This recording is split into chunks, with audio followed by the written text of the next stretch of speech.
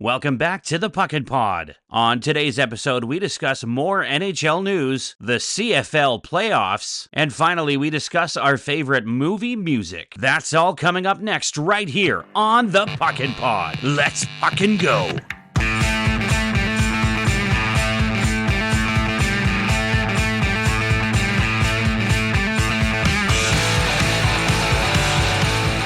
All right, we're back for another episode. Boys, how we feeling today?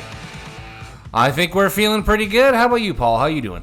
Doing great. Can't complain. I'm enjoying the holidays that are going to come up very soon here. Yeah. Hey, let's get right into it. We got a lot to talk about tonight. Let's talk a little bit about the NHL. Yeah, so we've had a couple of things happen, obviously, over the last few weeks here. A couple of waiver claims. James Reimer was claimed by the Buffalo Sabres after Luukkonen went down to an injury. Who hasn't claimed James Reimer? He's been all Has over he the played NHL. for 30 out of the 32 teams? I'm pretty sure. He has not played for Vancouver, I can tell you that much. I don't think he's played for the Oilers. Has he played for Calgary? No. Really? So I think out of the Pacific teams, maybe San Jose is the only team he's played for. But yeah, he's definitely been all over the place. He's probably been to every division. Probably. You know, give credence to that. He still has some relevance, right? Yeah, definitely. Kaapo Kähkönen was claimed by the Winnipeg Jets, obviously to help with some depth for their team as well. Mm-hmm. I remember when he was kind of the big thing in Minnesota, and he just really hasn't had much star power, I guess, since. Yeah, it's definitely it's kind of interesting. Some players can be really streaky, and that's kind of a common theme in the NHL. Is like some players like 1 year they're great, then the next year all of a sudden they've lost that intensity, they've lost that confidence, and it's unfortunate, but that's the way it goes sometimes. We had a trade that did happen. The Vancouver Canucks did trade Daniel Sprong to the Seattle Kraken. What are your thoughts on that, Joe? Yeah, I think it was a necessary move. I mean, Daniel Sprong, as good of an offensive player he is, he brings speed. He does have hands. I will say he only has the one goal this season so far, which was the first goal that he scored for the Canucks this season. He's not a talk-up player. He can't bring that defensive, skill that he's supposed to have when it comes to the Canuck hockey. So I think it's the right move, clearing that space for new players to come up from the AHL, for a player like Dakota Joshua who's expected to come back. I think it's the right move for the team. Yeah, you gotta make space, and if he's not going to fit, right? You look at Timothy Liljegren with the Leafs. He didn't fit. He needed to go, and I guess that's the same. In today's NHL, you need to be reactive. And when a player, and I think, again, we talked before about making a decision on a player that you think doesn't work, that's the right thing to do, especially early on in the season. Yeah, you're creating your identity for the season. You have That's to. right, yeah. So the fact that obviously you're looking at Vancouver had traded Sprong, what kind of moves can you tell me that were made to kind of fill in the spots? Yeah, it's so like I said, Dakota Joshua is a player we're expecting to come back. This is a very physical player. This is somebody who also brings an offensive kind of touch to his game as well. But as we're recording this, he's supposed to be coming back very, very soon. So it's exciting to get that player back, but in the meantime, while we're waiting for him to come back, there's other players that are being brought up from the AHL. The most exciting player is probably their number one prospect. That's Jonathan Lekkerimäki. He is what you would call, so what a Canuck fan would call him is sort of like a Swedish Brock Besser. He's got a really strong shot. He's really good on his feet as well. Really good hands. He played his first game the other night and looked really good. He did not look out of place. In fact, he looked so good that Rick Tocchet put him on PP1. So on day one, he's playing PP1 to replace Brock Besser, basically, to be that bumper shot. So it was really exciting to see. And there wasn't a specific moment where I felt like he didn't belong on the NHL team. Now, was that on the Flames game that he That was played? Against the Flames, yeah. They won 3-1 in that game. He did not register a point, but he was very effective in what he brought to the team. So it was really exciting. Do you think it was preemptive, or do you think he's ready? Oh, I think he's ready. Yeah. I think he was ready at the beginning of the season. I think really it's one of those situations where the team is in such a good position that it's kind of like a let him cook situation, and that's exactly what they did. They put him out in the AHL so that he could get some points, get some confidence, and I believe that's exactly what happened. So Besser's out right now, still. Yeah, Besser's out with well, we don't know necessarily if it's a concussion. They're calling it an upper body injury, which is what they typically do. But we know exactly what happened. That was the hit at the blue line, right? That's right. That was the Tanner Jeannot hit. Yeah, that was about 5 games ago, eh? Yeah. So my question to you is, are there a lot of forward spots that are kind of up for grabs right now still, or did that, like the trade of Daniel Sprung out kind of alleviate some of that? It alleviated some of that. There were already around 2 spots that they were kind of utilizing because of Dakota Joshua not playing as well. There was they brought up Atu Ratu, who is playing who plays a really good defensive game. He's actually really, really good on the faceoffs. Which was impressive, something that I really like to see. They also had Archdeep Baines, who came up from the AHL as well to play, and he's got some speed and he's got some skill as well. The only thing he's missing, I feel like, is just that IQ to be in the right place at the right time. So this time around, when I say this time around, I mean the time that we're recording as we speak, he's not with the team.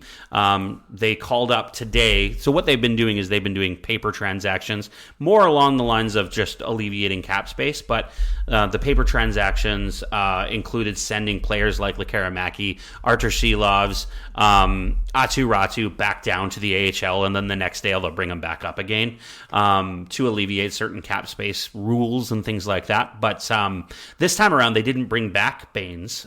He's still with the AHL club in hopes that he'll get some games with them and maybe grow that confidence again. Dakota Joshua.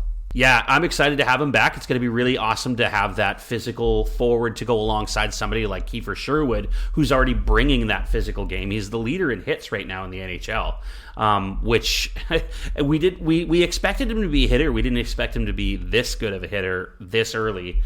And he brings an offensive style too. He's scoring goals as well, so it's exciting. I'm hoping Joshua can do exactly what Sherwood's doing, so that we can have that extra kind of beef, maybe on 2 separate lines, maybe on the same line. Who knows? It could be really exciting. Is he close to returning? Yes. As we record this, he is supposed to be playing tonight. I was gonna say, because I thought that he'd already been playing. So there you go. Yeah. With his cap hit, the fact that he was signed to the contract that he was, and the type of game that he plays, the fact that he was injured, is there concerns, obviously, for the long term with his contract? To be fair, it's the injury, quote unquote, that we're talking about with Dakota Joshua is actually testicular cancer. So he had testicular cancer. It was removed, so he's cancer free, which is wonderful. It's just the recovery phase and everything that we had to deal with. So it's really, this is day 1 for him. And as fans, we're excited to see what can happen.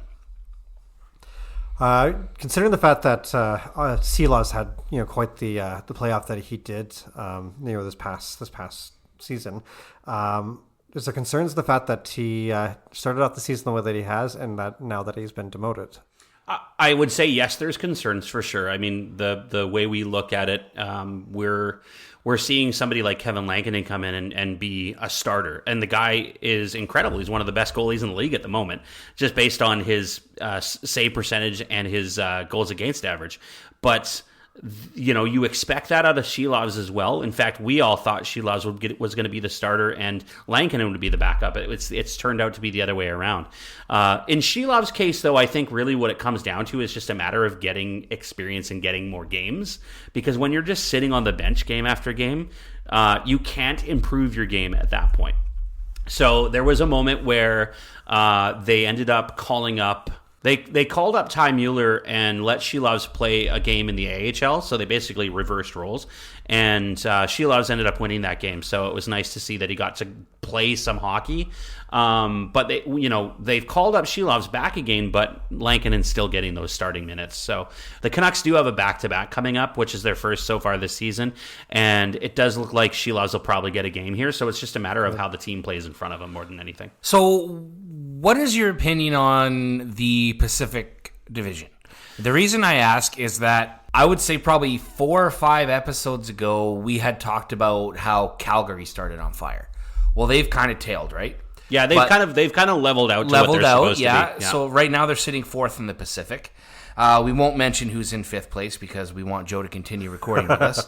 But, Vegas, Los Angeles, right at the top of the division. Canucks are right there, and they have games in hand, too. So what's your comfortability like? What's your assessment so far? Yeah, it's really interesting because Vancouver right now, as we speak, as we record this podcast again, they're only sitting 2 points behind Los Angeles and 3 points behind Vegas. And they have many games in hand. Right now, Vancouver's only played, as we speak this moment, they've only played 14 games. So they've got, a back-to-back this weekend. They are playing tonight as we speak. So a lot can happen over this next few days, which could elevate them to top of the Pacific again. And I think that's what we're going to see throughout most of the season this year, specifically in the Pacific Division. I think that Vancouver will remain one of the stronger teams in the Pacific. I think they're better than Los Angeles. I definitely think they're better than Vegas. There are teams like Edmonton, who I think we can look at as probably going to be one of the heavier contenders. It's probably going to be between them and Vancouver in terms of who wins the Pacific this year. So it's kind of exciting to see what can happen. For me as a fan, my thought process here is I just hope Vancouver can put together 50 minutes of hockey consistently, night in, night out, so that they actually get the winning done that they're supposed to be doing. The biggest problem, ironically, and it's very similar to what you guys were talking about the other episode with the Leafs, in that Vancouver can't seem to get their defense structure down. Yeah. It feels like last year Vancouver had this specific structure that was really impenetrable when it came to teams being able to score against Vancouver, where it was really, really hard. And then, you'd have coaches after the games being like, that was a really hard team to play against. This year, it feels like kind of scrambly, where it's like sometimes they've got the defensive structure down, and then they just collapse all of a sudden. And then the other team gets a really, really high danger chance, and you're kind of just like, what is happening? Like, why isn't that guy covering the player he's supposed to be covering? Like, what's going on? So you got to wonder what's different this year versus last year to get that collapse. Well, I don't doubt it was most concerning, obviously, the 6-0 loss to the Devils. Now, they're being coached really good this year by Keith, the former Leafs coach. But I can imagine, from what I saw from that game, that those structure breakdowns were very apparent. I think that's a combination of both structure breakdowns defensively, but also, there's no real danger chances that Vancouver's taking advantage of offensively either. So, that game in particular, you're throwing shots against Markstrom. Markstrom's doing really well goaltending, but B, Vancouver's not really challenging him either. They're not making him move side to side. They're not doing anything to really open up the net to give them that opportunity, right? I compare that to, say, the game against Calgary, where they're able to make Dustin Wolf move side to side and open the net. The first goal that they scored, that Pettersson scored in the Calgary game, which is the most recent game, it was a beautiful passing play that he tapped in to score the goal, right? They weren't able to do stuff like that against New Jersey because I felt like maybe they didn't have the confidence to do it. And maybe that's a compliment to New Jersey's defensive style too. Well, and it's kind of funny and interesting because obviously I'm a Flames fan, and I look at the situation with the Devils where the Devils played the Canucks one night, played the Flames the next night. Yeah, it was the next night, and the Flames beat them 3-0. So the Canucks lost 6-0 to the Devils, but the Flames beat. I think that's more of a problem of consistency more than anything, right? Yeah. Obviously New Jersey wasn't consistent enough to play the same game they played against Vancouver, but also Vancouver had a bad enough game that it made them look good too. So, and it's the same thing when you compare the game they played against Edmonton, where Edmonton beats them 7-3 because Vancouver just basically stopped defending after they started scoring the I think it was the 4-2 goal or something like that. Vancouver basically stopped skating. And so that at that point, I turned the channel. I stopped watching the game because if you're not going to try and you're not going to put the effort forward, it's not worth me watching either. And that's how I felt. Interestingly enough, just to throw a little bit of Leafs banter in there, I find with Toronto, it's always the opposite. It's always like for 2 periods they don't do anything, and then they try to turn it on when it's too late. It's actually very similar because with Vancouver, one of the things that has been happening specifically this season is the other team is dictating the play first when they start playing, when the game starts. So Vancouver, I believe as of the last game against Calgary, Vancouver has given up the first goal 8 times this season so far, which is a lot when you consider they played 14 games. 65% of their games. Exactly. Yeah. So for you to basically play that style where you're letting them dictate the play and then you take over, that's a really kind of frustrating play style for a fan to cheer for, right? Well, yeah, and you can sit there and you can be happy at the fact that your team can come back in the games, and they're proving that. Mm-hmm. But that's not going to last through an entire NHL season, right? That's not going to last in the playoffs. You can't be behind. You cannot do that in the playoffs. No. You can't. I find it funny, doing a bit of, we're talking about Leafs and Canucks comparisons. The Canucks seem to dominate and do really well against teams that are considered, I guess, maybe not playoff teams, near the bottom of standings. Mm-hmm. Struggle a little bit against contenders and some of the higher standing teams. It seems to be the exact opposite with the Leafs sometimes, where they struggle against teams that are probably not playoff bound, weaker teams, yeah, but they seem to do really well against teams that are higher in the standings. Do you think it's an effort issue in regards to the Canucks put in their effort against the harder teams compared to the Leafs, who just they don't show up because they think they have all the skill in the world to beat the lower place teams? Well, I think more than anything, it's an energy thing. So like the Leafs, for example, they bring it against stronger teams because they're matching that compete level, right? Whereas weaker teams, it's almost like they're waiting for them to make the mistake. Exactly. And that's kind of the mentality. I think that's coaching more than anything, to be honest. Because it's a coach's job to basically make sure the team is ready to play at the beginning of the game. And when they're not ready to play at the beginning of the game, that's the coaches. And the coaches will say that in interviews, right? Like I've heard Tocchet say it 100 times. He's like, that's on me. They should have been ready to play, but they weren't. The one benefit I will say for Vancouver is that when they're, most of the time this season, when they're behind, they're able to come back. Unless it's against, New Jersey, who won 6-0, or Edmonton, who won 7-3. So it's just a matter of finding that energy and finding that compete to dictate the play first, right? I won't lie, Hughes has looked amazing so far this season. Yeah, I feel like he's going for the Norris again this year, just the way he's playing. He's bringing it. It's one thing to be able to score goals, but it's just how he's scoring the goals and how he's getting those assists and the way he controls the puck, the way he moves his feet, the way he controls the game. Yeah, he literally does. He can put the team on his back and make things happen. I thought watching him a little more last year than previous, and seeing the progress that he's made consistently year after year. And I thought, wow, just the season he had last year, I'm thinking that's probably going to be Quinn Hughes now for the next whatever. It's not. Yeah. He's beyond that even. Yeah. And he's going to be beyond that, and I think right? a lot of the things that elevated him specifically too was giving him the captaincy, because now he has that responsibility almost to make sure that he plays better, or to make sure that he kind of leads by example, right? Which is a very Sedin thing. That's something he's gotten from the Sedins. He's the guy. He's got to be the guy now, right? Mm-hmm. Do you foresee possibly all 3 Hughes being on the Four Nations Cup for USA? Oh, 100%. There's no doubt in my mind. He's probably already been talked to by them. Yeah. Him and his brothers? This would mean all 3 of them. Yeah, maybe not all 3. Maybe not Luke. I don't know yet. Luke, to me, hasn't shown enough compared to those 2, but definitely Jack and Quinn for sure. Yeah. Yeah, we'll get into it in a further episode, but I'm really curious to discuss the Four Nations tournament coming up. Yeah. I really can't wait for that. Yeah, for sure. That'll be fun. So obviously we've talked about Hughes and winning the Norris and the fact that major award. Mm-hmm. There's obviously a couple of other players in the league that won MVP. Some of the other major awards in the league. What do you think about McDavid? I know that you don't like the Oilers, but what do you think about McDavid hitting 1,000 Okay, points? so before you get into that, let me just explain to the audience so they understand what's going on. I don't hate anybody in the league. Okay, I don't hate anybody. Hate is a very strong word. You don't? Let me rephrase. Let me give you my list. Let me rephrase. Hate is a very strong word. I dislike the Oilers greatly, specifically this year. Now, the reason why is, of course, Vancouver played Edmonton in the playoffs last year.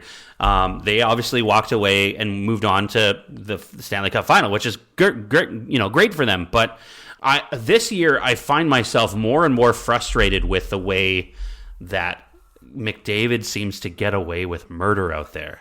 No disrespect to McDavid in terms of who he is as a player. He is one of the best players in the league. There's no doubt in my mind about that. I will refuse to say that he is the best player until he actually wins something. And I say this with the utmost respect of what he has already brought. Like you were saying, the achievement he's got here, that's great. That's wonderful. However, you cannot go through your career playing like Brad Marchand and have respect from everybody in the league. I'm sorry. The guy is getting away with murder out there. And so Vancouver just played Edmonton recently. Quinn Hughes gets a holding penalty against Connor McDavid right at the beginning of the game. That's fine. I'm not arguing the fact that Hughes did actually hold and cause a penalty. However, McDavid was holding his stick the whole time. Literally grabbed his stick, and Hughes is trying to get it, do whatever to get the puck. I'm sorry, you got to call that. It's very obvious. The ref is standing in front of him. The very next game, now McDavid also did some other things throughout the game. Again, no calls. He never got one single penalty throughout that whole game. He's doing these things, but the refs are letting him get away with it. The Oilers play against the New York Islanders a couple of nights ago, and there's a specific moment where there was a player that McDavid was up against the boards with for the Islanders, who McDavid very obviously slides his stick under the guy's feet and trips him, and it's right in front of the ref, and the ref doesn't call it. McDavid then goes and scores a goal immediately after that. This is the thing that infuriates me as a fan. You cannot let players get away with murder just because of who they are. It doesn't make sense. To me, you want a league that calls fair calls, that makes everything equal, so that fans are not having this negative impact on the game, or the game itself is not having a negative impact on fans. To me, that's infuriating. Now, let's talk about the achievement that you're about to bring up with McDavid. So yes, McDavid just recently hit 1,000 points in his career. Good for him. Obviously you're talking about your whoopity-doo. whoopity-doo. You're talking about obviously McDavid getting bias. You do see that with some other star players in other leagues, where you look at LeBron James. Basically, he kind of almost like runs that league at times. The way things kind of go with calls. He does. Yeah. I mean, he demands his team picks up players, and they do it because it's LeBron James. Quite literally. I've seen the same with certain calls in baseball, especially gearing towards the New York Yankees. Mm-hmm. You can look at a guy like Aaron Judge. He's it's a tall guy. He's got a large strike zone in regards to what should be called strikes, and he gets a lot of passes on some of the balls. I've watched them where it might be right on the edge, but a significant amount of the ball is inside and still called a ball. It's not a strike, and it's just surprising. So let me ask you guys this: how far away are we from robot referees? It better never happen. I don't want to see that crap. Yeah, honestly, there does have to be a human factor, I think, when it comes to sports. I specifically think baseball in this perspective because I was an umpire and I did it for a long time. Mm-hmm. And I enjoyed my craft. I worked at my craft. I trained for my craft. I studied my craft. And there's so much that goes into it that people don't realize. Mm-hmm. And I'm not talking about sitting there pounding at the gym, like to raise your arm and hit the hammer, you're out or strike. Like, you don't have to work out for that. But it's literally like the mechanics, your positioning, certain situations. Like, officials have places they have to be, right? But they still have to be involved in the game. Things happen. Umpires get hit with a ball, and they don't get an out. They try to dump it in hockey to go chase it in overtime, and it hits the linesman's skate, bounces right out into center ice to get a breakaway. It happens. Yeah, that's part of the game. But I'm not generally one of those people who will harp on the referees. I don't think there's a bias. I don't think there's an integrity issue in any sport. Now, I think things happen behind the scenes, makeup calls. Yeah. Like, now you're going to get into that discussion. Yes, I think they happen. I put out a YouTube video in 2010 on my YouTube channel talking about a specific moment between Alex Burrows and a referee named Stéphane Auger. Any Canuck fan will remember this specific guy, but there's a specific moment where the Canucks were playing Nashville, and I believe it was Nashville, and Auger, at the beginning of the game when they're doing the little warm-up skate and stuff, like just as the players came out, Auger comes up to Burrows and he's talking to him. The camera picks up, you can read his lips, and he says, "I'm going to get you back." I remember that. It was literally because Auger, I guess the previous game the Canucks had played was refereeing, and I guess he called a penalty against another player on something Alex Burrows did, where I guess he said he dove or whatever. Alex Burrows dove, caused the penalty, and he said, like, "You embarrassed me. I'm going to get you back for that," basically. Which is like, what are you talking about? Like, what? How did I embarrass you? It's not about you. Yeah. It's about the game, and it's about the play. I was furious as a fan because he cost them that game. It was phantom calls. He puts Nashville on the power play. They're scoring goals on the power play, which cost Vancouver the game, right? So it was, and he did it a couple of times that game, which was just frustrating to watch. Now, don't get me wrong. I'm not saying that stuff doesn't happen, because I know that it does. Yeah. I'll give you a quick example before we move on. With me, when I used to umpire, there was times where you'll be set up and the pitcher will throw something that you don't expect. Maybe it'd be like, I used to umpire fastball, right? So we've got windmill pitching. Mm-hmm. Like one of the most effective pitches that they throw at a high level in fastball is called a rise ball. Yeah.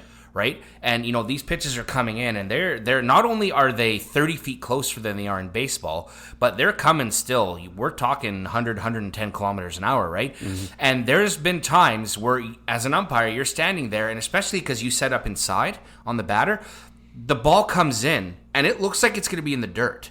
And even though it's a split second, you almost give up on it a little bit. And then at the last second, it rises 4 inches. Yeah. And boom, at the knees, which is supposed to be a strike, you sit there, you're kind of like, frozen. Yeah. and literally, you have conversations, and this rapport is good too to have this, but you have conversations with the catcher.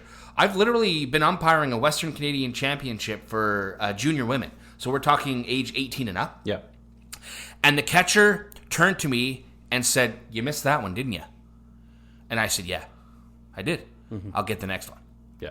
Now, I'm not saying I'm going to call an egregious strike that's a foot outside, but I'm saying, if you throw that pitch again, I won't miss it again. Yeah. So, you kind of got to have that you catch report. it after yeah, the fact. That's right. So, to summarize, I still would always give the integrity to the officials in the game. We know that doesn't always happen, but as a default, I will always do that. Yeah, so when you're looking at, obviously, you're talking about the officiating and how important it is.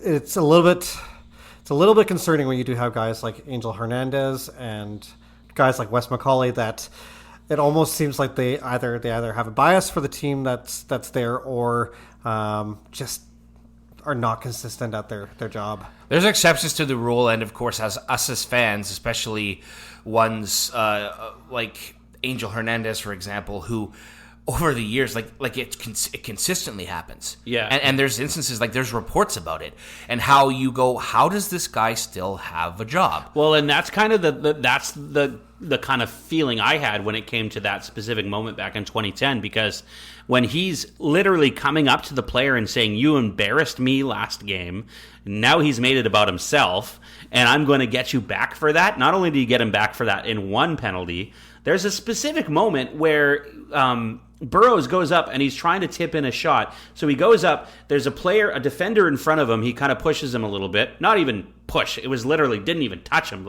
Puts his stick out just to stop him from coming back at him. And the ref Auger calls a penalty on him because he's there. And it's like, okay, and then in that moment, I wish we had video so I could literally show the replay of Burrows throwing his hands in the air when he calls the penalty, and he's covering his face like, "Are you kidding me, man? This is obviously not a penalty." And I remember that moment, showing it on the big screen. You could hear the fans just being like, "Boo!" The whole place just insane, just crazy. How does he think he's gonna? And of course, it's 2010, so it's a little different than it is now. But when you're doing it so egregiously that you've made it about yourself, basically, right? That's the whole thing. But that's what I feel like is happening with McDavid right now. They're letting him get away with very obvious penalties and not calling it, and it's costing other teams, right? So it's frustrating because it does affect the integrity of the game itself. You'd probably feel more positively about the other person that's got a milestone coming up here, and we've got Sidney Crosby approaching 600 goals. How do you both feel about that? I mean, good for him. I don't hate Crosby. I think he's a great ambassador for the game. It's for me, I don't know. I hadn't really thought about it. To be honest I with love you. Crosby. I think Crosby's the kind of player that, like, he's an amazing ambassador for the game. Yeah. When I think Crosby, I think Team Canada. The golden goal. Yeah, but not even that. Like, just the fact that, you know, he represents Canada. He represents Canada when he steps on the ice in Pittsburgh. Like, I feel that way. But not only that, like, he is one of the best players in the league. I think Crosby. I think McDavid. I think McKinnon. I think I think Ovechkin. I think all sorts of players like have that ability to bring the game to another level, and it's like it could happen at any time. And the thing about Crosby is he's got amazing hockey IQ. Amazing hockey IQ. He knows when to be at the right place at the right time. Yeah. His hands are incredible. He can tip in any shot that's thrown towards the net. He's backhand. Like he knows. Crazy. He knows what to do and when to do it. And good on him. So pardon my candidness. I've had a few seconds to think about it, and let me kind of explain my reaction. So Sidney Crosby is the same age as I am. He was drafted the year I graduated high school. And watching this player through his entire career, 600 goals to me is almost like he's not there yet. Like, this guy has accomplished and done so many things at an elite level for so long that, like, we're talking 19 seasons, right? Yeah. And how has it been 19 seasons? I know. Where did the time go? You know, the 2010 Olympics, 3 Stanley Cups now? Yep. Endless amounts of Art Ross trophies. And the guy's resume is so long. And for you to say, what do you think about Crosby hitting 600 goals? I'm kind of like, that might be last on his accomplishment. I don't know. Yeah, almost like you're like, he doesn't already have 600 kind goals? Of, yeah. That's kind of why I was like, when you hit me with that, I was like, I don't know. What's the big deal, right? I mean, because he has done so much, and he's not finished. No. Right? I mean, obviously, Pittsburgh's not in the place that they want to be. Yeah. And he's going to be there probably the rest of his career. He'll finish his career as a right? for sure. But, I mean, the things that he's already done, the lives he's touched, Cole Harbour, Nova Scotia, where he's from. Can you imagine? Like, nobody had ever even heard of that place, probably. Yeah. Unless you were from Nova Scotia. That's right. And just, I don't know. He's done so much for the game that I really respect him, and I'm pumped for him.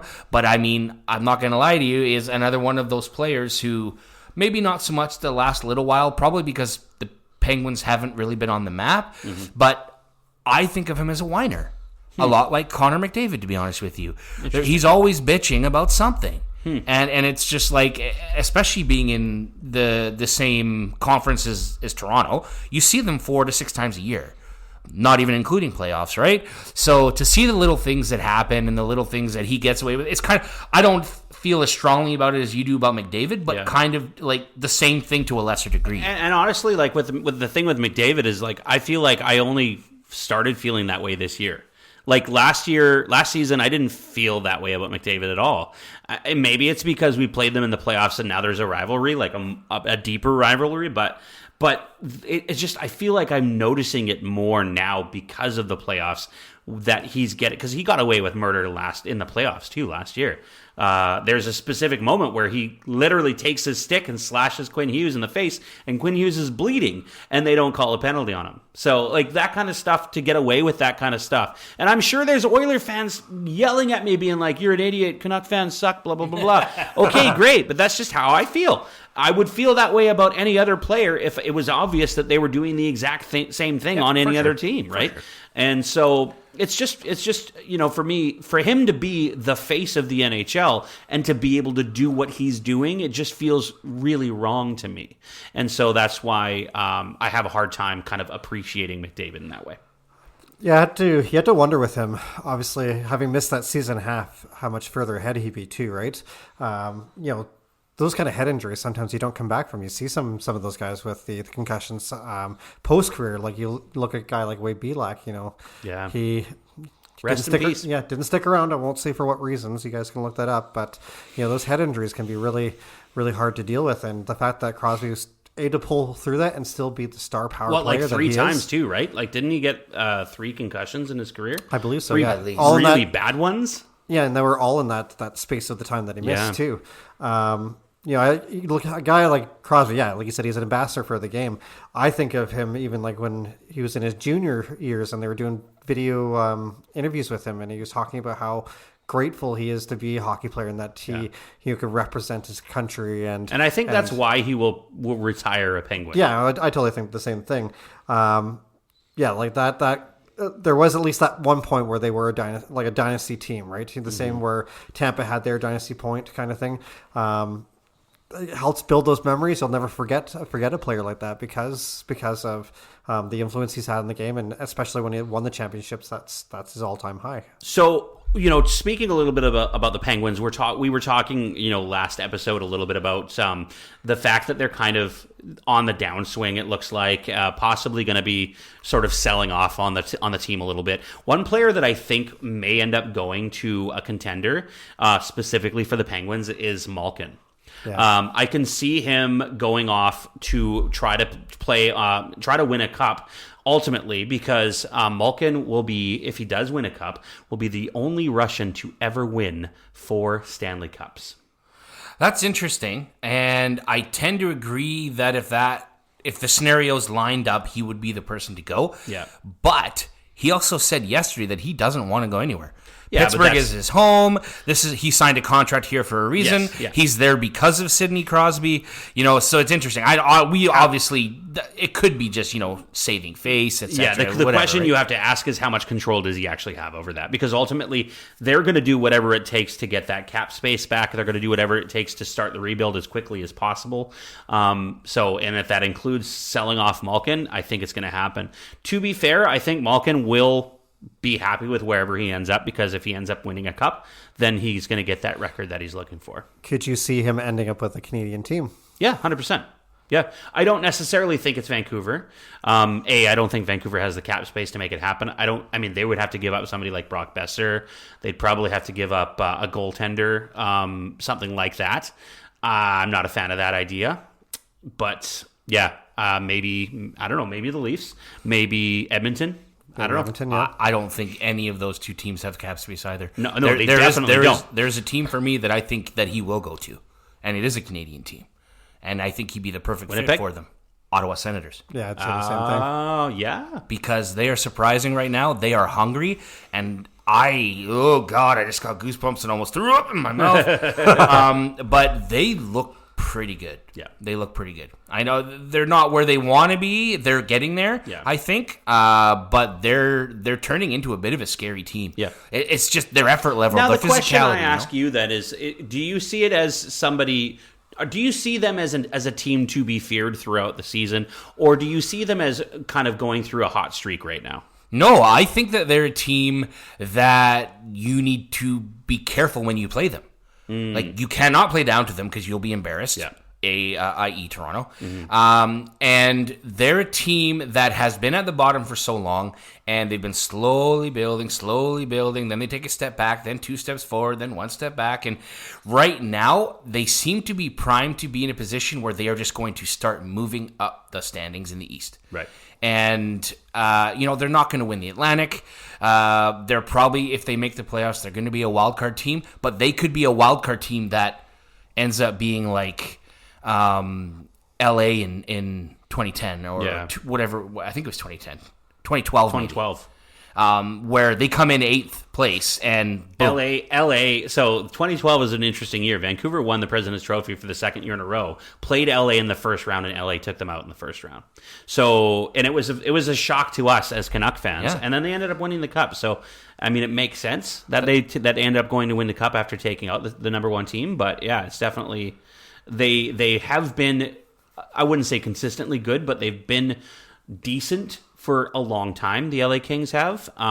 So it's interesting to kind of see them almost coming up to another upswing right now after a little bit of a rebuild over the past couple of years.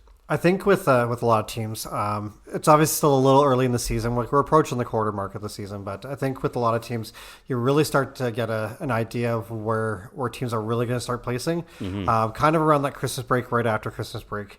If we're looking at our Canadian teams, we're looking at like the Leafs, the Flames, Canucks, Canadians, all that. Do we have an idea where we think the teams might be right at Christmas? Well, I'll tell you something. I've been a little surprised about the Canadians this year so far. I knew they weren't going to be the best team, but I didn't realize they were going to be as bad as they have been this year. Dog crap. It's been a little surprising, I'll admit.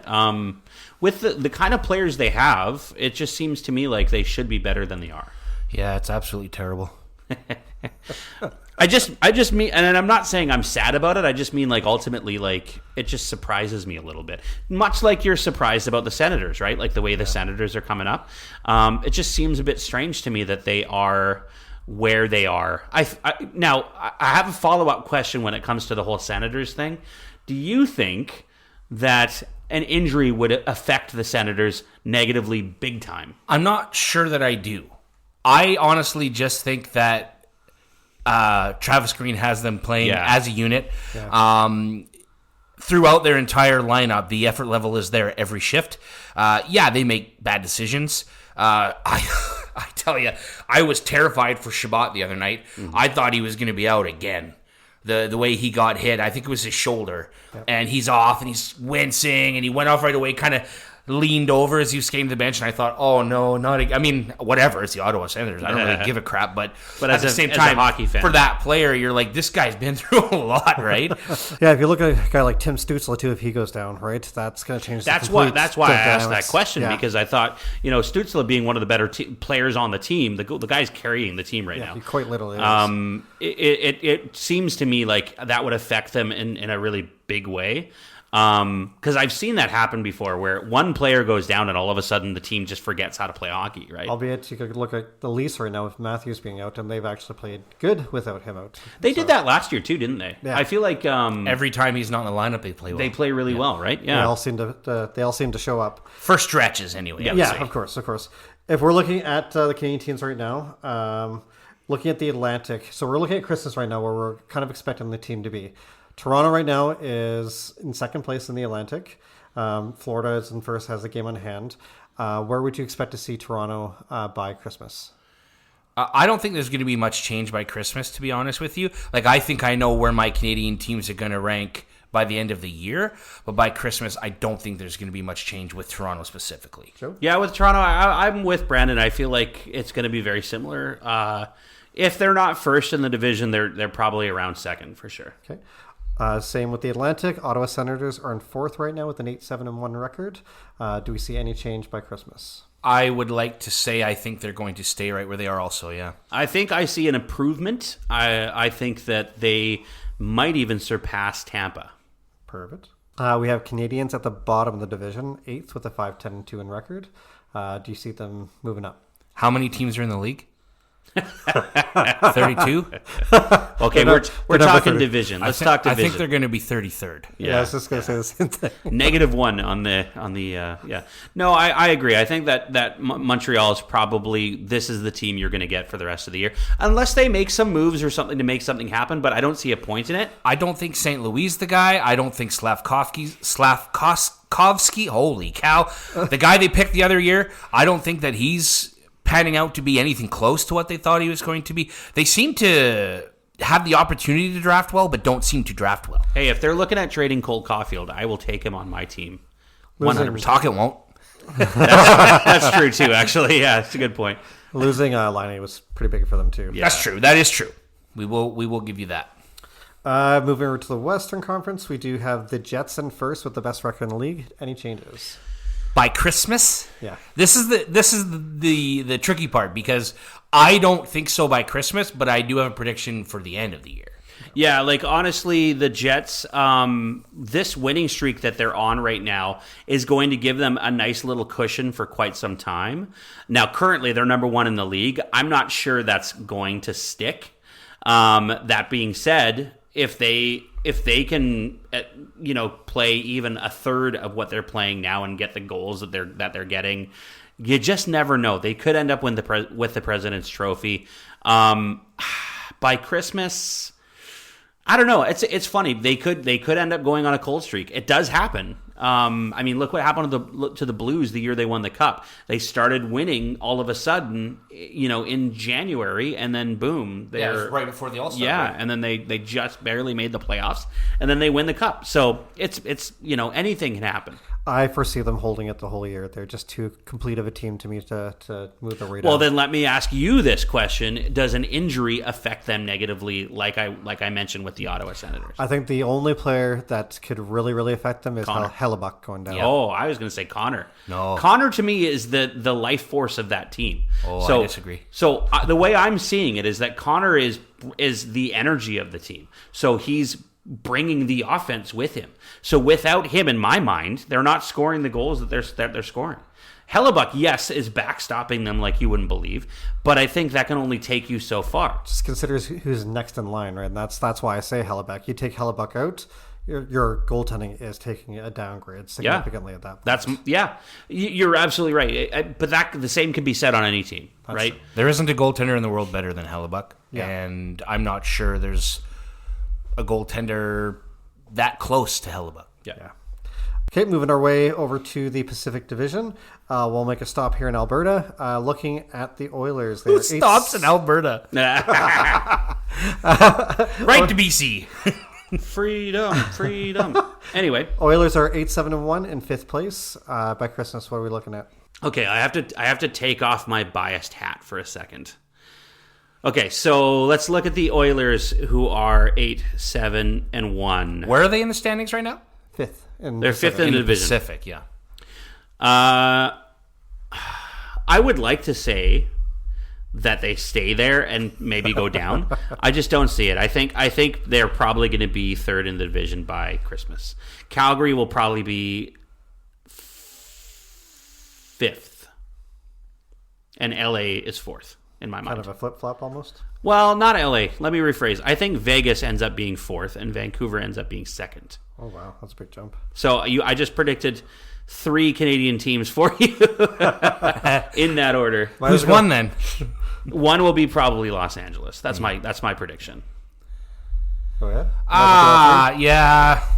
I don't think there's going to be. I don't honestly. Christmas is 10 games away. Yeah, it's I don't not think there's far. going to be much swing in 10 games, to be honest with you. But no, I don't. I think Edmonton kind of stays where they are. And part of the reason I brought Christmas Race where you actually do tend to start seeing a change and where teams are a little more cemented at that point in terms of where they're going to be. That's why I brought up Christmas. Mm-hmm.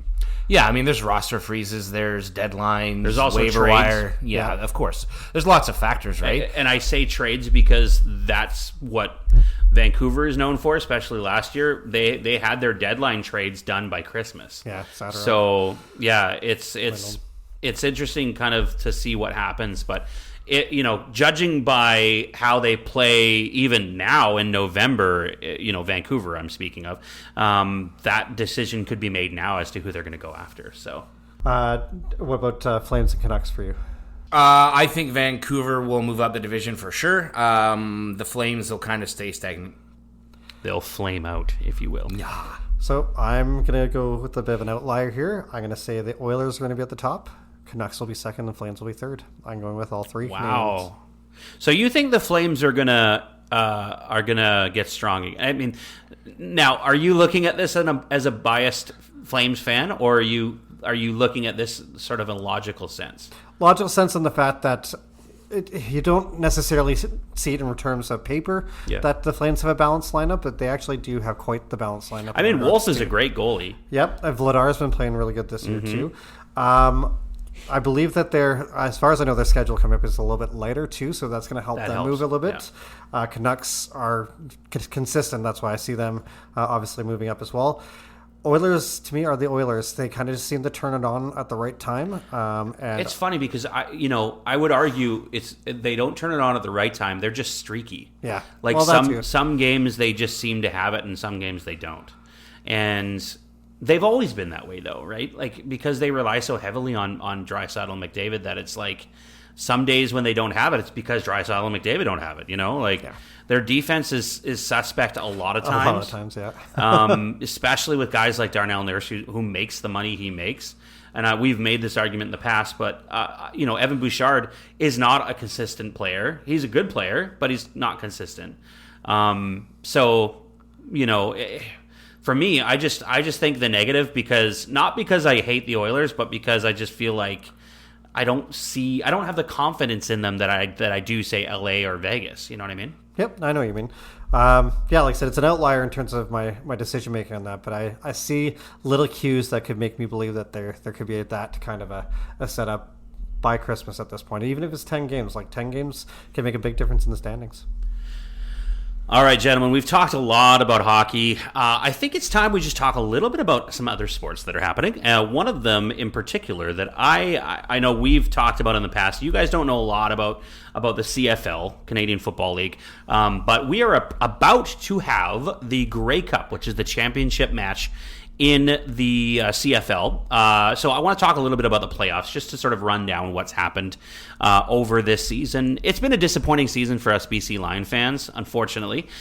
This was the season that we thought we had a real chance to make the Grey Cup because it's in Vancouver. The Grey Cup is this weekend as we record this podcast. BC ended up finishing with a 9-9 record, which is kind of middle of the line. Just making the playoffs, basically, and then they ended up losing the first game of the playoffs, which was against Saskatchewan. So it was unfortunate, but it's the way it goes. The team that has been consistent in terms of top of the league every year, Winnipeg Blue Bombers. They ended up finishing the season with an 11-7 record, 11 wins, 7 losses, which is top of the league. Which is second in the league. Top of the league was the Montreal Alouettes with a 12-5 record. Very impressive for them this year because when you consider the fact that Winnipeg's always at the top of the heap, they're the team they're like what we would call the Florida Panthers of the CFL because they're in it every year. Well, Florida in this case 2 years in a row, but that's kind of the way you look at it. It was an unfortunate season so far for the BC Lions. We really thought with having Nathan Rourke come back that he was going to be able to turn it on and make what happened in 2022 happen again this year, and hopefully bring him to the Grey Cup. But that didn't happen, unfortunately. You were so excited about him coming back. I was, and it was so.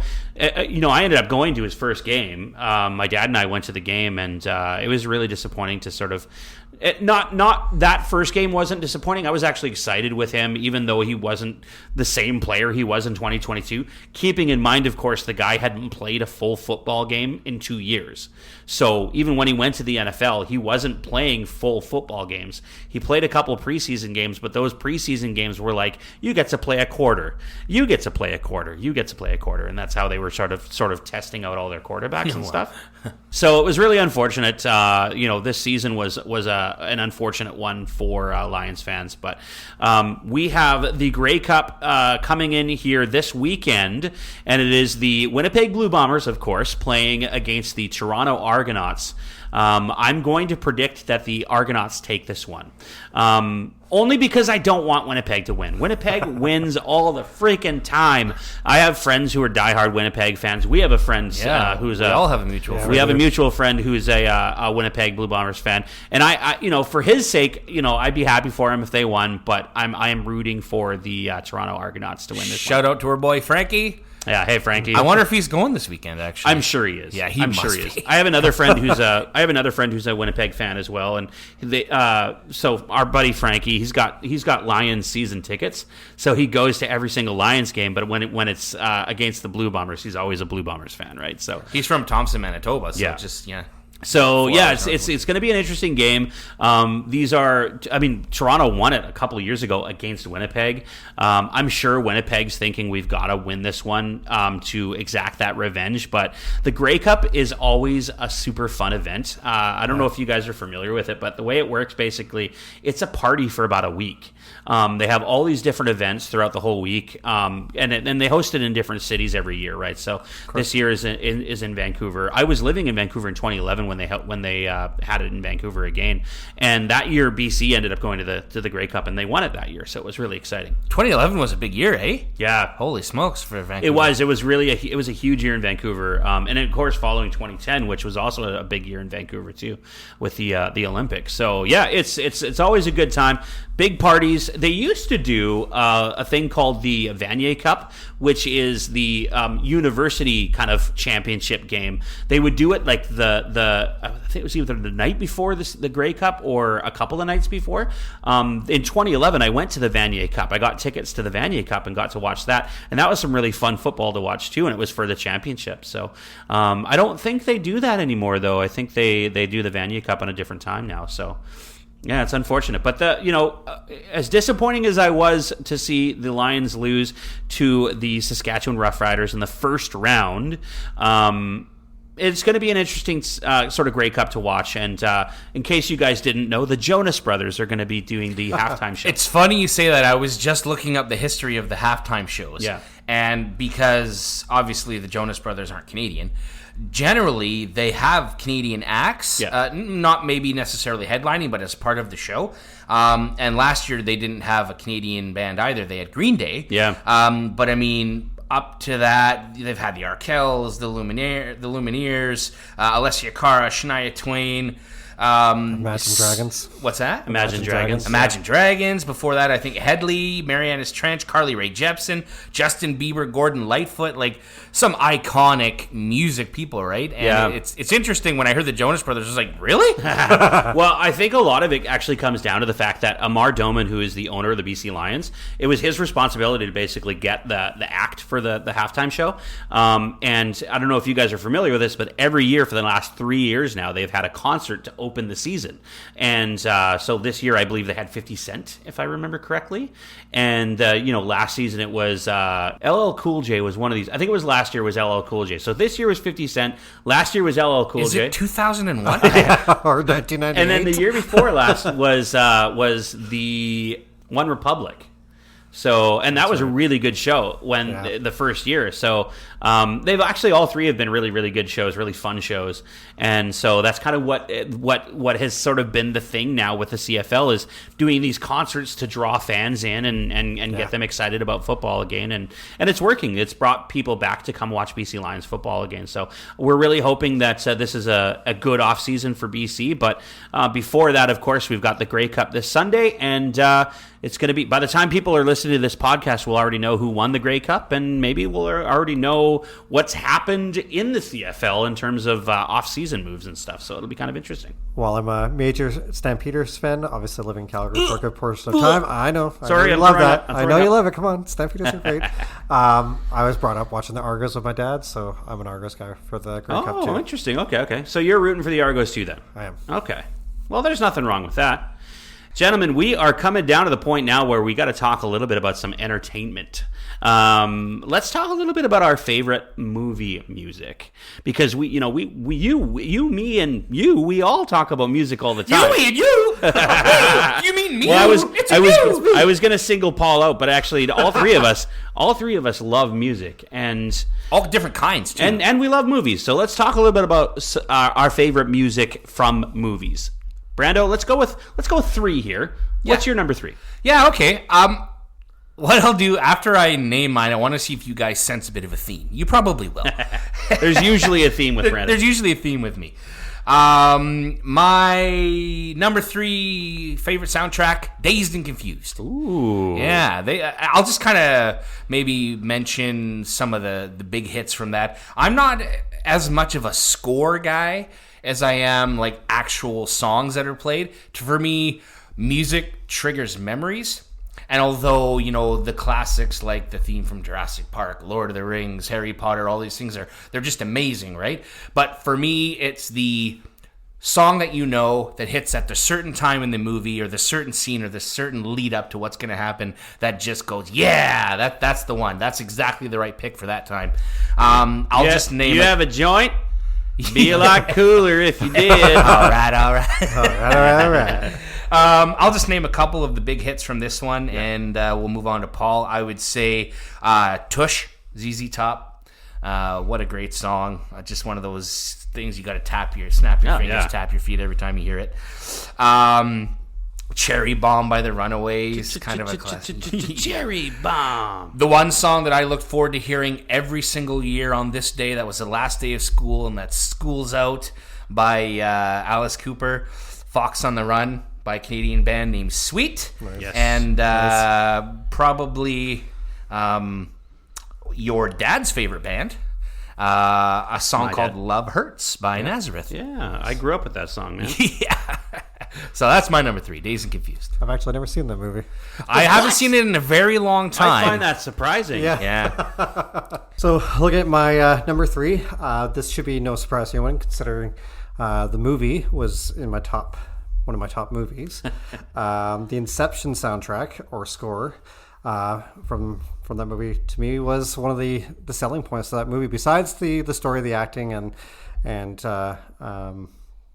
just the overall theme of the movie, I found the different music they played at different points of the movie like really emphasized those parts of the movie. The Mombasa part where Leah's trying to escape from the company that's ticked at him for not getting the secrets that they wanted. That's a very, very fast-paced portion of the movie. The dream is collapsing. That's right at the very beginning of the film. That's where you have like the horn music coming in, where like I said, Joseph Gordon-Levitt's character has just woken up, and you have all this this trumpet music happening. That's while the dream is collapsing, and Leah's trying to get the secrets from those pages that he's looking at. To me, one of my absolute all-time favorite music in movies is the very last song of the end movie, Time. Yeah. It really just emphasizes for Thomas Cobb's character getting back to his family, and it's slow and sullen, but it kind of ends with kind of almost not like a bang, but that climax where he's home and you're excited and you're happy, and then just kind of a little dip at the end with the whole thimble spinning out there. Time, isn't that a song by Enya? There's a few songs called Time. Imagine Dragons have a song called Time as well. They do? So my number 3 is from a movie that comes from 1995. And this movie is called Hackers. Nice. Not exactly the best movie. Although I love it. It's a great movie. But in terms of dated, it's definitely dated. However, the soundtrack is wonderful. When you listen to the soundtrack, I mean, the song Voodoo People by The Prodigy, one of my favorite Prodigy songs. And then there is actually another song by... It's called On and On, and it's like back in the 90s it played on almost any movie as sort of like it was like a denouement type song, like you would hear it at the end of a movie, kind of like almost to make you feel like, okay, all is well, like that kind of thing. But this movie played it at the beginning of the movie, kind of to get things set up and everything. But it's a fun little, like I said, very dated movie. Like the technology does not make any sense, but it's a fun movie, like I said. So that's my number 3. Brando, number 2. I don't think you guys are going to even remember this movie, but I'm curious to see. 2003, Cuba Gooding Jr., Ed Harris, Radio. Ooh. Do you ever? Yeah. Do you remember I that have movie? seen that movie, yes. I love that movie. So I just love, there's certain parts of the movie, it's one of those things again where it's like, there's a key game and it's like they're down at half, and it's a football movie, by the way, for people that haven't seen it. Yeah. They're down at halftime by, say whatever, 2 touchdowns, and they come out and all of a sudden China Grove by the Doobie Brothers hits, Love that movie. I love that movie. Love that song. I said movie. Yeah, it's just one of those times and instances in the movie where it hits home and you're like, yeah, all right, it kind of pumps you up, right? But a couple of other songs from that soundtrack that really hit me is We're an American Band by Grand Funk Railroad, another great song. If You Don't Know Me by Now, Harold Melvin, kind of one of those old school Motown songs. Joe and I were humming this earlier. You probably wondered where I got it from, but That Lady by the Isley Brothers. Yep. Who's that lady? Who's that lady? Lovely. And another big one on that one is Stevie Wonder's We Can Work It Out. You know, Very just cool. just such a collection of songs. There's 20, 30 songs on there that you may not... One of those soundtracks where you look at it and you go, I'm not sure if I know this song, but then you listen to it and you're like, oh, that song, and then you try right? to pinpoint where you remember it from in Totally, the movie. totally. Yeah. That's right. Yeah, that's 100%. why. That's why. I That like is a good number 2 for sure. Paul, what's your number 2? So my number 2 is another score-related soundtrack. I loved dragons growing up as a kid. They were just always so mystifying to me. You know, I read The Hobbit and They should be mystifying. They're not real. Yeah, that's true. Thank you. Crush's dreams. Sorry, buddy. Joe. In case you didn't know. Stupid dragons. You just ruined my future trip. But yeah, like I said, obviously first introduced to dragons even with reading The Hobbit and Smaug. So the movie I'm talking about is Dragonheart. Sean Connery voicing the dragon. I forgot about that movie. Yeah. Wow. That was 96, so I would have been 13 at the time. I was a teenager, but I absolutely loved the film. Part of what made the film so gripping for me was the music as well. There's a couple of different soundtracks in it. There's one called To the Stars. It's kind of the main kind of theme for the movie in terms of it has like violins, it's got strings playing, it's got some of the wind instruments playing, and it really kind of emphasizes Draco's importance in the movie, the Draco being the dragon. So To the Stars is one of those ones that I can listen to that and just feel relaxed because it's such a beautiful sound and soundtrack. There's another soundtrack in it called Flight to Avalon, and that's where him and his comrades have been picked up and being flown to Avalon by Draco. And again, it's just you can feel the fact that none of them have ever flown before, and they're kind of being taken to this mystical place, Avalon, and get to be introduced to King Arthur in terms of kind of a spiritual awakening that Bowen had. And then the finale song, which kind of ties in with To the Stars, it has kind of the same strings and wind kind of instruments happening, and obviously has to do with one of the characters kind of going at that point, and the importance that character had on everyone. The music really emphasized that for me. Nice. And I'll never forget that movie because of that soundtrack. Nice. That's pretty sweet. My number 2, and I'm sure you guys will agree with me on this because everybody does. The Matrix, the original Matrix. The soundtrack in this movie is incredible. First of all, and it actually introduced me to Rage Against the Machine when I first saw this movie. But not only them, but like Rob Zombie, Dragula. There's a Deftones song called My Own Summer, which is an incredible song. There's also a Prodigy song in there as well called Minefields, which is really good. For me, the movie is great. Another dated movie if you really think about it, but it does hold up, I feel like. I can't come to terms with that, saying that movie's dated, right? Even me, being the youngest out of the three of us, I'm kind of like, no way. Yeah. Like 99, it was so 25 years ago. Yeah, and honestly, like, when you think about it, the only reason it's dated is just basically the CG that they used back then versus now, right? Which was groundbreaking, yeah. of course. At the time, it was incredible, especially the stop motion style of like filming and all. We can get into that in another podcast, but ultimately, like, the soundtrack is something that sticks out in my mind as my number 2. 100%. Number 1, Brando. All right, so my number 1 is not only one of the most iconic movies of all time. Obviously, I think it's probably the most iconic soundtrack of all time. This has a combination of score and actual songs, and I remember. I don't know if it was the year after it came out, so that would have been 95. So I think I was in grade 3, grade 4. At that time, is one of those times where subscriptions started to kind of take off. My dad had a subscription to like Columbia Music, where you could get Columbia House to get CDs, right? You get 10 movies or 10 CDs for $40, and then you get 10 free or whatever it is, right? I remember my brother had a subscription to Columbia House when I was a kid, and it was back when they had cassettes. Right. Yeah. Right. So cassette, you'd get all these cassettes for a specific price. So funny. And $40, by the way, you're way overshooting. Yeah. It was like $10 for 10 CDs. Yeah. It was ridiculous. So, and I remember when I graduated grade 3, I got the soundtrack to Dumb and Dumber. Nice.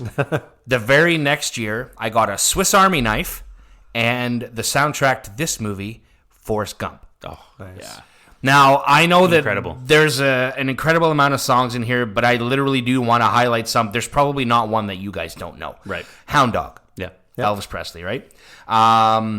Rebel Rouser, you may not recognize that, but you'd know it to hear it. I know it. Yep. Yeah, that's the one where he's in the football field running. Yeah, anyway. Land of a Thousand Dances, Wilson Pickett. Fortunate Son, Yeah. Creedence Classic. Clearwater. You know, I Can't Help Myself, Respect. By the way, quick tidbit, did you know that Aretha Franklin did not write that song? I did know that. I learned that. Otis Redding Yeah. actually didn't know wrote that. that song. Yeah. Cool. Bob Dylan had a couple of songs in this one. Rainy Day Women, Blowing in the Wind, which actually was Joan Baez performed it. But California Dreamin', Mamas and Papas, Yeah. For What It's Worth, that's Buffalo Springfield. Break On Through to the Other Side. They did such a good job in that movie with bringing out the era of the music. So like when he was in a specific decade, it's like this is the hit song, but it also told the story really well. Yeah. It did. Like I think of the specific scene, and I'm not going to give any spoilers away, but I think of a specific scene where the character Jenny is in a hotel room and you're listening to The Doors, and just what she's going through is very, that song is very like mirroring what she's going through, and it was perfect for the actual era that she was in. Hadn't really thought about it that way, but wow, does that ever make sense? Right? Because I know the song you're referring Exactly. to, right? Yeah. Couple other ones, and then I'll kind of turn it over. But Turn, Turn, Turn by the Byrds. Oh, yeah. You know, a 60s classic. Joy to the World, Three Dog Night. Everybody knows that one. Yep. Raindrops Keep Falling on My Head. Sweet Home Alabama. Yeah. Running on Empty, Jackson Yep. Brown. Yep. Like it's really endless, to be honest. It's definitely warranting of a number one pick, Yeah, for sure. and I think the coolest thing about it for me at the time was that I got 2 CDs. Yeah. It was a 2-disc soundtrack. That's cool. Right? Yeah, that's cool. And that's probably one of the reasons why you appreciate that music, now, considering being presented with it at such a young age, and also getting to listen to it and just kind of like really feel it, Yeah. So I got to ask you guys real quick: do you see a theme with my 3? Yeah. Dazed and Confused, Radio, and Forrest Gump. They're all basically based in the 60s and 70s. Yeah. They're all kind of historical movies, and just 100%. It just fits. Kind of goes hand in hand. Yeah. And I don't disagree with you at all. All right, Paul, what do you got? So my top soundtrack, Brandon will absolutely enjoy and love. It's one of James Gunn's best films. You could probably go with all 3 of them, but I'll go kind of with the first 2 because the first 2 volumes kind of interconnect, and that's the Guardians of the Galaxy 1 and 2. Yes, King. It was the soundtrack, like the movie that introduced me to Come and Get Your Love. I love that song. I'll sing that at karaoke, but it's, you watch Chris Pratt's character in the very beginning of the film, dancing away to that song as he's trying to get to one of the Infinity Stones. Yeah. It brings you right into the movie right away. And It's hard not to dance along to that. this big freaking banner, Guardians of the Galaxy, with that song playing. It's so much fun. It gave it a resurgence. Yeah, totally. It's one of those songs that everybody had forgotten about twice. Totally. And then all of a sudden it's like, wow. That's kind it's of back. what movies do with music, right? Yeah. Like you see a movie and you go, I forgot about that song, right? Like it happens a lot. And a lot of, like I said, a lot of bangers on this, right? Hooked on a Feeling, Spirit in the Sky, Moonage Daydream. I've always loved I Want You Back by Jackson 5. Michael Jackson, Jackson 5 were my favorites for a long time when I was a kid. Yeah. Ooh Child, Ain't No Mountain High Enough. Like, you can't go wrong with that very first soundtrack. And then, again, you're obviously going into the second, and it's just as good. You have Mr. Blue Sky starts off the movie. Fox on the Run you mentioned in one of your favorites.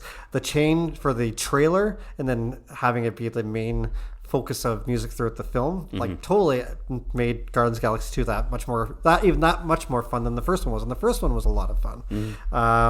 Southern Nights, great film. Father and Son at the very end of the film, emphasizing what happened with him and Yondu. I can't say enough about both the soundtracks. I know it's 2, but they really do interconnect, right? And it has to with the type of artist. That's a theme for Paul. He likes to pick 2 movies for his choice. Specifically when he's talking about the MCU. But anyway. MCU. Hey, man, what's the matter with you?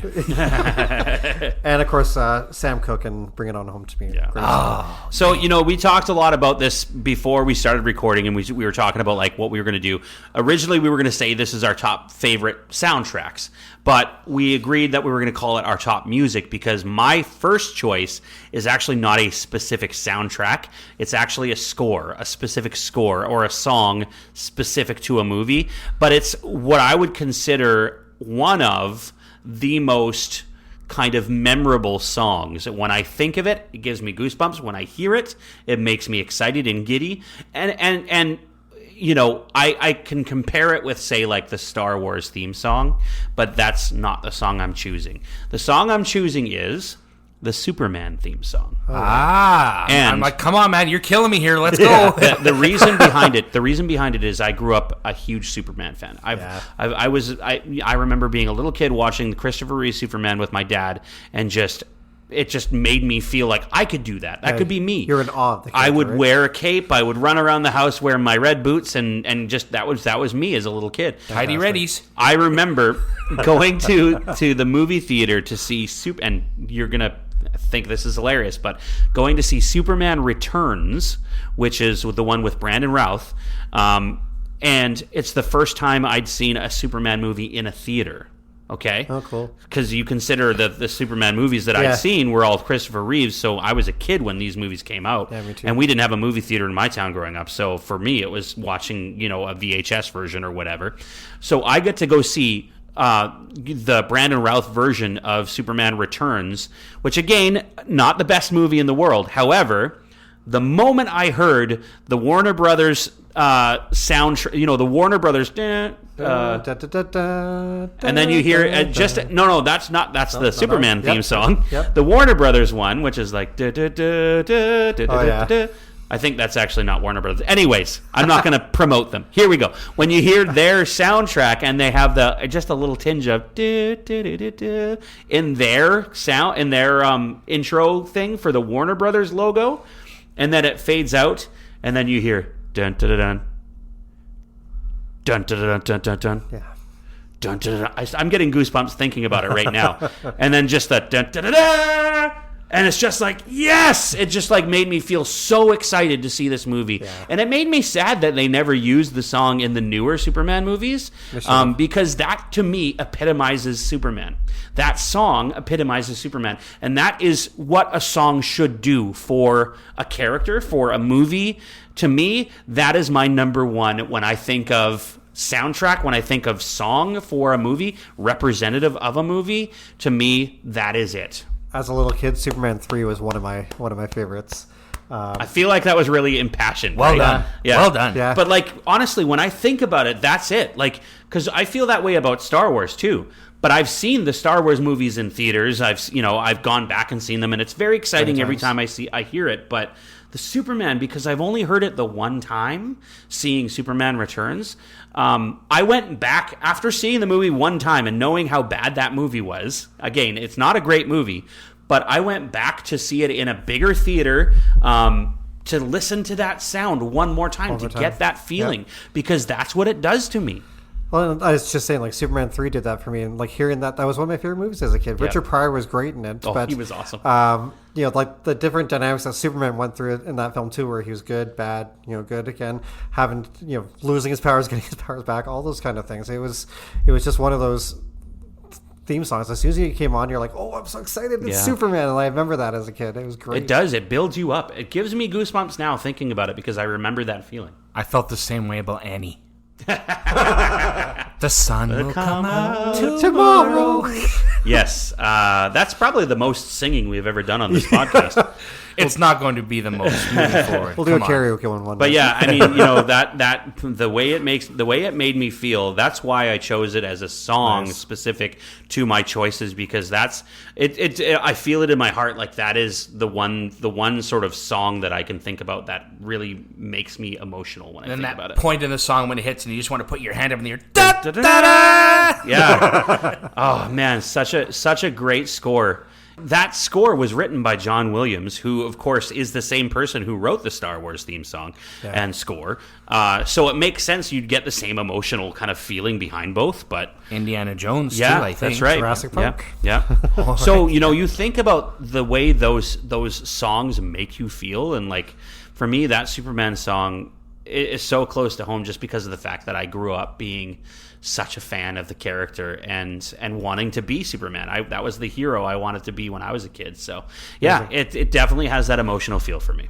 Well, gentlemen, after all that emotional talk, I'm ready to call it quits. I'm hungry. I thought we had a pretty good show today. Yeah, it was great. Lots of good stuff happening all the time with us, and I really appreciate you guys and being a part of this with me, and us being able to share this each week, and then in turn share it with our listeners as well. Absolutely. I think our dynamics are fun. I think our audience will definitely keep enjoying that as we keep pumping stuff out for them. And again, as I've mentioned before in previous episodes, reach out to us. Let us know what you want us to talk about because we want to connect with you guys too. Yeah, that's right. We're on X, formerly Twitter. We're on Facebook. We're on TikTok. We got lots of fun videos on TikTok. We're also on YouTube. You can also catch us on Spotify and other streaming media for podcasts. So make sure you guys comment, give us a little any type of suggestions you have. If you want us to even talk about specific ideas, things you want us to discuss, please let us know, and we'll specifically check out our TikToks at the Puckn Pod. We have some fun doing them. They're silly, but we love it. We're having a good time. That's right. All right. Well, for this episode, my name is Joe. My name is Brandon. And I'm Paul. We'll see you guys in the next one.